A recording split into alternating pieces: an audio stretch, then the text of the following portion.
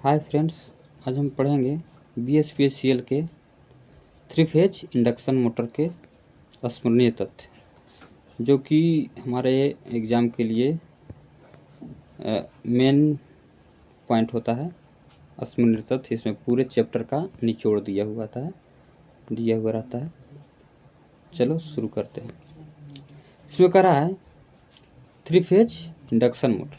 इसमें बोला है कि 3 phase induction motor self starting होता है। सेल्फ स्टार्टिंग का मतलब होता है यह मोटर जो होता है स्वयं चालू होता है, यानी इसको स्टार्ट करने के लिए हम कोई बाहरी मशीन का प्रयोग नहीं करते हैं। ठीक है ना। इंडक्शन मोटर की दक्षता जो होता है, इंडक्शन मोटर की दक्षता 80 से 90% होता है। ये इसका खासियत है। इसका जो दक्षता यानी इसका पावर फैक्टर हम कह सकते हैं 80 से 90% तक होता है। यदि 3 फेज मोटर अपने अनुमानित वोल्टेज, अगर इसका जो अनुमानित वोल्टेज 25% से कम आपूर्ति पर चलता है तो मोटर गर्म और क्षतिग्रस्त हो सकता है। यानी इसका अगर जो 100% पर ये मोटर पूरी तरह से रनिंग कर रहा है, अगर इसको हम वोल्टेज 25% से कम पर चलाएं तो मोटर गर्म हो सकता है या क्षतिग्रस्त यानी जल भी सकता है। इसलिए हम इसको चलाने के लिए हमेशा फुल वोल्टेज पे चलाना चाहिए। आगे देखिए, स्क्वायरल केज प्रेरण मोटर की गति रोटर की ओर से नियंत्रित नहीं की जा सकती। यानी स्क्वायरल केज जो होता है ना, स्क्वायरल जिस 3 फेज इंडक्शन मोटर में स्क्वायरल केज रोटर लगा हुआ रहता है, उसका गति हम नियंत्रित नहीं कर सकते। ठीक है। सिंगल केज रोटर प्रायः निम्न अश्वशक्ति यानी कि 50 हर्ट्ज से यानी 50 HP से कम पर प्रयोग करते हैं। यानी सिंगल केज रोटर जो होता है ना, वो निम्न पावर फैक्टर पर काम करता है, यानी 50 HP से कम पर प्रयोग में लाते हैं इसको हम। किसको?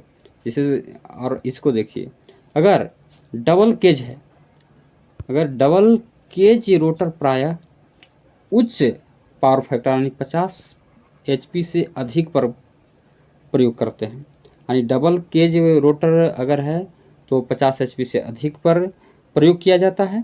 अगर सिंगल केज रोटर है तो 50 HP से कम पर प्रयोग करते हैं। पिंजर प्रेरण मोटर में अति निम्न प्रारंभिक बला घूर्ण होता है। यानी पिंजर प्रेरण मोटर में जो प्रारंभिक बला घूर्ण होता है वो अति निम्न होता है। स्टार्टर में थर्मल पावर लोड रिले अधिक धारा के विरुद्ध सुरक्षा के लिए लगाई जाती है। स्टार्टर में प्रयुक्त NVC मोटर को निम्न वोल्टता से बचाता है। ठीक है। प्रेरण मोटर में प्रयुक्त वायरिंग बॉल वायरिंग होता है। प्रेरण मोटर में प्रायः रोटर खांचे को तिरछा रखा जाता है। ये इम्पोर्टेंट चीज़ है कि जो ये प्रेरण मोटर होता है, इसमें जो खांचे लगा हुआ रहता है वो तिरछा होता है ताकि मोटर कम शोर करे और लॉकिंग की प्रवृत्ति समाप्त हो सके। यानी प्रेरण मोटर में प्रायः रोटर खांचे को तिरछा रखा जाता है ताकि मोटर कम शोर कर सके और मोटर लॉकिंग की प्रवृत्ति समाप्त हो सके। ठीक है ना। मोटर में ओवरहीटिंग के कारण क्रमशः ओवरलोड, निम्न आवृत्ति, शॉर्ट बियरिंग, वायु अंतराल समान न होना। 3 फेज इंडक्शन मोटर का पावर फैक्टर लगभग 0.8 पश्च होता है। यानी कहने का मतलब है कि 3 फेज इंडक्शन मोटर का पावर फैक्टर लगभग 0.8 पश्च होता है, यानी लैगिंग होता है। ठीक है। आगे देखिए, कह रहा है प्रेरण मोटर का वृत्त आरेख बनाकर निम्न अभिलक्षणों को सरलता से ज्ञात कर सकते हैं। जैसे हम इसका एक वृत्त बना सकते हैं, तो इसमें हम पता कर सकते हैं इसका मोटर की दक्षता, स्थिर हानियाँ, रोटर ताम्र हानि, स्लिप, शक्ति गुणांक, रोटर की निर्गत गति, ये वगैरह हम ज्ञात कर सकते हैं। यदि उच्च गति की मोटर की जगह निम्न गति की मोटर खरीदी जाती है तो इसका मूल्य अधिक होगा। अगर हम उच्च गति की मोटर की जगह निम्न गति के मोटर खरीदते हैं तो इसका मूल्य अधिक होगा, क्योंकि अगर हम उच्च गति के मोटर खरीदते हैं तो उसका साइज छोटा होगा। आप जानते होंगे कि छोटा मोटर का स्पीड अधिक होता है और बड़ा मोटर का स्पीड छोटे मोटर से अधिक होगा। अगर आप बड़ा मोटर खरीदेंगे तो उसमें आपको मूल्य तो अधिक देना ही होगा, और छोटा मोटर यानी स्पीड ज़्यादा अगर आप रखते हैं तो मोटर छोटा होगा, तो उसका हम मूल्य कम लगेगा, ठीक है ना। तो अगला देखते हैं, प्रेरण मोटर द्वारा स्टार्टिंग के समय अधिक धारा लेने के कारण शून्य विद्युत वाहक बल होता है। अगर आप प्रेरण मोटर को स्टार्ट करते हैं तो उस समय जो होता है बैक ईएमएफ यानी विरोधी, यानी जो विद्युत वाहक बल लिखा है वो विरोधी विद्युत वाहक बल यानी बैक ईएमएफ कम होता है। इसी के कारण स्टार्टिंग होते समय अधिक धारा लेता है। आप समझ सकते हैं। आगे देखिए, आगे क्या कह रहा है, इसमें कह रहा है कि थ्री फेज सप्लाई से प्राप्त घूर्णीय चुंबकीय क्षेत्र का मान सिंगल केज द्वारा उत्पन्न चुंबकीय क्षेत्र के 1.5 गुना स्थिर होता है। यानी इसका कहने का मतलब ये है कि अगर आप थ्री फेज एक मोटर है, यानी सिंगल फेज मोटर है, तो थ्री फेज जो मोटर होगा उस सिंगल फेज से 1.5 गुना स्थिर का मतलब कम स्पीड चलेगा। अगर कोई मोटर ज़्यादा स्पीड चल रहा है ना तो उसका 1.5 गुना ही उस मोटर का स्पीड इसका चल पाएगा। यानी कि जो थ्री फेज मोटर है वो सिंगल फेज के 1.5 गुना कम स्पीड पर चलेगा। इसका मतलब यही होता है। आगे देखिए, कह रहा है कि प्रेरण मोटर में वायु अंतराल की लंबाई कम करने से पावर फैक्टर यानी शक्ति गुणांक में सुधार होता है। अगर मोटर में हर जगह वायु अंतराल समान न हो तो मोटर सामान्य गति पर नहीं चलेगी। इसमें कह रहा है कि अगर मोटर में हर जगह वायु अंतराल समान नहीं होगा तो मोटर सामान्य गति से नहीं चल पाएगी। जब प्रेरण मोटर को विद्युत सप्लाई दी जाती है तब प्रारंभ में रोटर में प्रेरित विद्युत वाहक बल उच्च होता है। क्या कह रहा है कि जब प्रेरण मोटर को विद्युत सप्लाई दी जाती है तब प्रारंभ में रोटर में प्रेरित विद्युत वाहक बल उच्चतम होता है।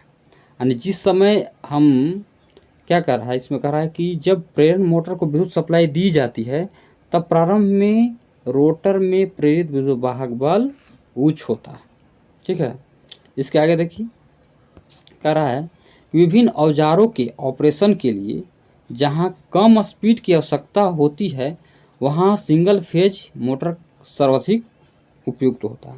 इसमें क्या किया, कह रहा है कि विभिन्न औजारों के ऑपरेशन के लिए जहां कम स्पीड की आवश्यकता होती है वहां सिंगल फेज इंडक्शन मोटर सर्वाधिक उपयुक्त होता है।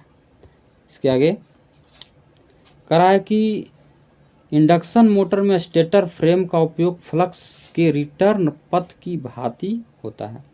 प्रेरण मोटर एक निश्चित बलाघूर्ण जो निर्धारित बलाघूर्ण की तुलना में कम होता है तथा स्वचालित होता है। स्वचालित का मतलब खुद से चलता है। इसके आगे, एक प्रेरण मोटर की सामान्यतः अधिकतम गति 3000 आरपीएम हो सकती है। ये इम्पोर्टेंट चीज़ है कि एक प्रेरण मोटर यानी कोई भी प्रेरण मोटर की सामान्यतः अधिकतम गति 3000 आरपीएम हो सकती है। 3000 आरपीएम का मतलब होता है 3000 रोटेशन पर मिनट। आरपीएम का फुल फॉर्म होता है रोटेशन पर मिनट। आगे देखिए, आगे कह रहा है प्रेरण मोटर की गति को दक्षता में कमी किए बिना परिवर्तित नहीं किया जा सकता है। यानी इसमें क्या बोल रहा है कि प्रेरण मोटर की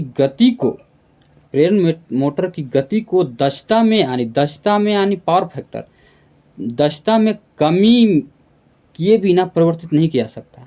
अगर आप उसकी गति को कम या बेसी, अगर आप उसकी दक्षता को जैसे यानी आप उसकी गति को परिवर्तित करना चाहते हैं, यानी उसका गति को अगर आप कम करना चाहते हैं तो उसका दक्षता बढ़ेगा, लेकिन अगर आप उसकी गति को बढ़ाना चाहते हैं तो दक्षता कमेगी। आगे देखिए, डीसी शंट मोटर के समान इसकी गति लोड बढ़ाने के साथ घटती है। यानी ये डीसी शंट मोटर के तरह जैसे ही इस पर लोड बढ़ाएंगे जिसका गति घट जाएगी। इसका प्रारंभिक बलाघूर्ण डीसी शंट मोटर की अपेक्षा बहुत अपेक्षा कुछ कम होती है, यानी इसका प्रारंभिक बलाघूर्ण डीसी शंट मोटर की अपेक्षा कम होती है। ठीक है ना। 3 फेज प्रेरण मोटर में उत्पन्न बलाघूर्ण स्लिप के समानुपाती होता है, यानी जो 3 फेज प्रेरण मोटर में बलाघूर्ण जो होता है, ये देखिए क्वेश्चन पूछते रहता है कि 3 फेज इंडक्शन मोटर में उत्पन्न बलाघूर्ण किसके समानुपाती होता है, तो स्लिप के समानुपाती होता है। यानी अगर बलाघूर्ण बढ़ेगी तो स्लिप भी बढ़ेगी। स्लिप जो हो, अब कहिएगा स्लिप क्या है। स्लिप जो है रोटर जो स्टेटर के बीच घूर्णन करता है, तो उसमें जो सिंक्रोनस स्पीड और रोटर का जो स्पीड के जो अंतर होता है उसको हम स्लिप कहते हैं। यानी एस बराबर N R minus S N S होता है, यही है स्लिप।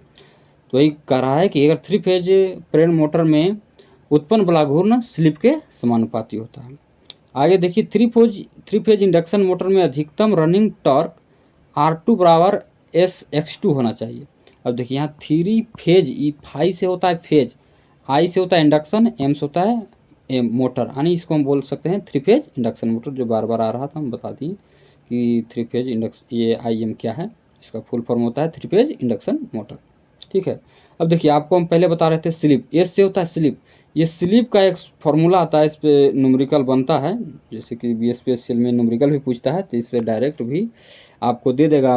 स्लिप परसेंटेज में देता है तो आपको NS या NR कोई दे देगा, एक कोई पूछ देगा, तो इसमें होता है S बराबर NS माइनस NR बटा NS, जहाँ आप NS कर सकते हैं सिंक्रोनस स्पीड और NR जो है ये रोटर का स्पीड होता है। यहाँ तो फिर NS है, तो ये तो सिंक्रोनस स्पीड ही है। इसके आगे देखिए 3 फेज प्रेरण मोटर में T समानुपाती V² होता है। T जो है टॉर्क है, T क्या है, टॉर्क जो है वोल्टेज के समानुपाती होती है, यानी अगर टॉर्क बढ़ाएंगे तो ये वोल्टेज भी बढ़ेगा। रोटर आवृत्ति का मान FR बराबर SF होता है, जहाँ F आपूर्ति होती है, आपूर्ति आवृत्ति की है, फिर स्थिर अवस्था में रोटर धारा की आवृत्ति है। ठीक है। आगे देखिए, आगे कह रहा है कि 3 फेज मोटर में रोटर द्वारा उत्पन्न एमएमएफ को होता है, मतलब होता है